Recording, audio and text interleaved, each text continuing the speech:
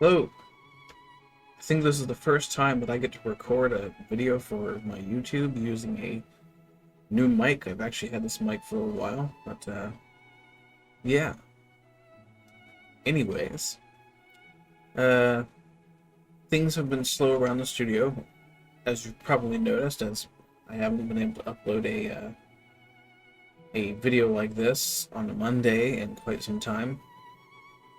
Part of this is because I'm getting ready to move again here soon. Or I'm basically I gotta find a new place to live, or I'm gonna end up homeless. Yeah, we're at that point again. Um, with that said, I'm also prepping to release Battlespace on July 3rd. Hopefully that will do pretty well. Fingers crossed. It is going to be an early access though, so I will say that. Yeah. Other than that, I really don't have a whole lot. I do have one thing. The Frontiers Reach Mercenaries tech demo is going behind a Patreon subscription.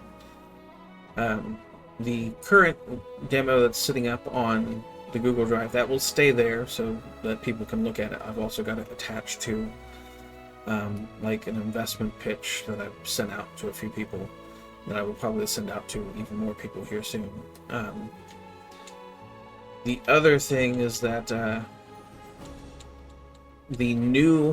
starting on July 1st, the new updates for the tech demo will all require a Patreon account and subscription to my Patreon. The reason I'm doing this is because I basically want to get off Steam for development purposes. If there's one thing I've learned through 5 years of developing on Steam, it's that once you hit a project of a certain size, it's actually kind of difficult. And then, of course, the Steam reviews are broken. Like, I've got one of the highest rated reviews for Frontiers Reach 1 is a negative review that hasn't been updated in the 2 or 3 years, which is really frustrating because as a developer, it feels like, what's the point of updating my game if people aren't going to come back and update their reviews? Just the way I feel about it. So it'll go back on, or Mercenaries will release on Steam eventually, but I think for the time being the best way forward is to move over to Patreon and to basically only let people in who are genuinely invested into the project and making it something good. That means, you pay $5 a month, you're there to help improve the game and support it, not just through financial concern, because if it was just, if all I wanted was your money, I'd charge you $1,000 for a spaceship or something, like Star Citizen. But I want people who are going to participate, and $5 a month is, that helps float some of the cost. I'm still putting up a lot of my own personal money when I get it, but I'm also still putting in a lot of the hours to make it happen. But the goal is to basically get people into the project, get them invested into being a part of it and helping to improve it and make it the best that it can be before it goes on to Steam. So yeah. So starting on July 1st, you'll have to use your email to access the demo. That functionality is already in, and just as a disclosure, what I'm doing right now is I'm downloading user data that I have associated with my Patreon members. That gets downloaded to a file, and that gets embedded deep into the game files. So it's not publicly accessible per se. Somebody would have to basically decompile the entire game project to get that data. But even so, the whole point behind this is to basically make sure that only those who are paying subscribers of the Patreon will have access to the tech demo moving forward.